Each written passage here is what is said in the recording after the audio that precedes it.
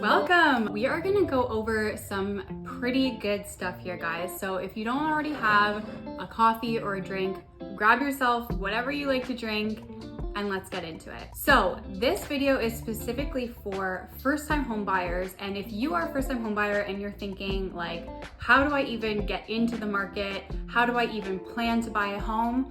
This video is for you. So we're gonna go over all the stages and all the planning process that actually goes into buying your first home so that when you are ready to buy your first house, you can be so confident and you know exactly what you're getting into. So let's start off with what I like to call the planning stage. At this point, you have decided that you would like to purchase a home in the near future. The first thing that you're gonna wanna go over is to determine your goals in real estate. So let's look at the short-term goal and your long-term goals. They can be whatever you want them to be. And as long as there's a plan in place and they're attainable goals, that's something that we can work with. So the second thing that you're gonna wanna do is to determine your wish list and your non-negotiables. Now, what's actually on your wish list is going to kind of depend on your actual budget. And we're gonna go over that in a little bit. But at this point, just write down everything that you would like to have in a home, something that is realistic for you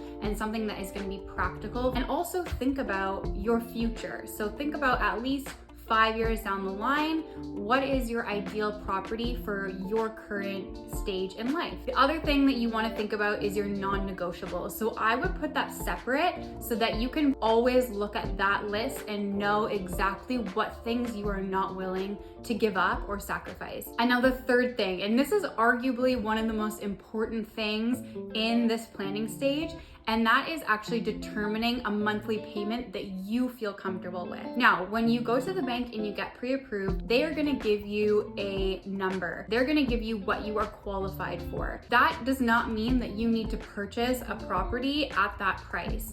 You wanna figure out what you're comfortable with paying and work within that. Say you are pre-approved up to a certain amount, but you're not comfortable with that monthly payment, you're gonna wanna know what number you are comfortable with so that you can work within it when you go to purchase a property. So the next thing that you're gonna wanna do is think about your why. And this is something that you can come up with your partner, spouse, family member, whoever you're purchasing your property with, and determine why you're actually wanting to buy a house. Now, this is gonna become really important when you are going through the rest of the process because going through the real estate transaction has a lot of emotions. And in order for you to actually reach your goal in owning a property, you're gonna wanna know why you wanna own a property. What is the reason so that it can help you and keeping you focused and on track to hitting your goals, because emotions can get high and sometimes things can not pan out the way exactly that you want them to and you can get frustrated. But if you have a clearer understanding of why you actually want to buy a house,